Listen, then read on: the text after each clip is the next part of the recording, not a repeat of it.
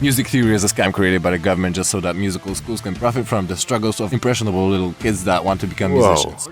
That guy over there, I think he's exaggerating a little bit. But still, music theory might not be as useful to you as you think it is. And today you will learn exactly why. And more importantly, I'll show you what you can practice and learn about instead of music theory. First, let's talk about how music theory can be useful. So let's zoom out. What is being a music producer all about? Well, it's about many things, but what it all boils down to is being able to turn emotions into sound. It's about being able to transfer your musical ideas from your head into your DAW. And music theory can definitely help with that. Knowing and understanding different chord types, scales, chord progressions can definitely make it easier for you to achieve a certain vibe that you're going for. For example, you need to use a minor chord if you want something to sound sad. However, as a producer, music theory can only get you so far. And honestly, you already know what sounds sad.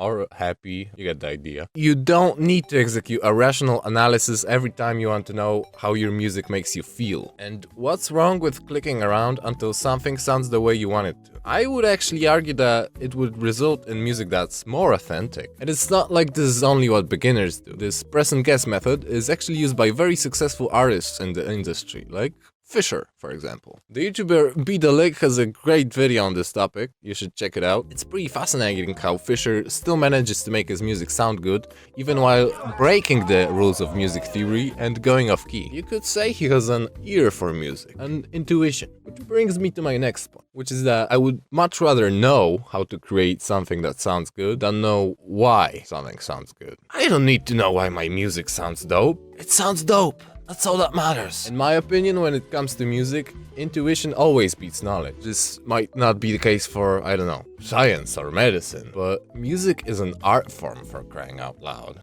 Okay, but how do you develop a musical intuition, you might ask? By listening to more music, my friend. Through listening to music, you pick up on different musical concepts whether you want to or not. It's subconscious. It's called implicit learning. If you listen to a bunch of music, then you most likely already have a rough idea of what can be done in music. Arpeggios, scales, chords, chord progressions, so on. Okay. But that's just one piece of the cake. There's also explicit learning, which is conscious. So what can you do with your spare time if not learn music theory? There's gotta be some way you can learn to improve your music making skills. And indeed there is. Remember what we talked about in the beginning of the video? When we asked the question of what being a producer is all about? What it all boils down to is being able to turn emotions into sound. It's about being able to transfer your musical ideas from your head into your DAW. Cool. Because you can improve that skill by learning how to navigate your DAW better, learning different producer techniques, sound design techniques, and so on. Basically, learning how to transform musical ideas from your head into your DAW from a more technical standpoint. And that's what I want you to do with your free time instead. Finally learn what these 4 letters mean and why you see them on every single synth out there. Take your time to learn that VST. Read the manual if you have to. And maybe find out how your favorite artist manages to make his drums sound so good. Keep in mind that everything you do inside your DAW. And I mean, if you're going to be sticking to this music production thing, you're probably about to spend a whole bunch of time in there. Don't you think it would be a pretty good idea to optimize your workflow a little bit better? Well, I just so happen to have this workflow guide for you. You can go watch it right now. I'll see you there.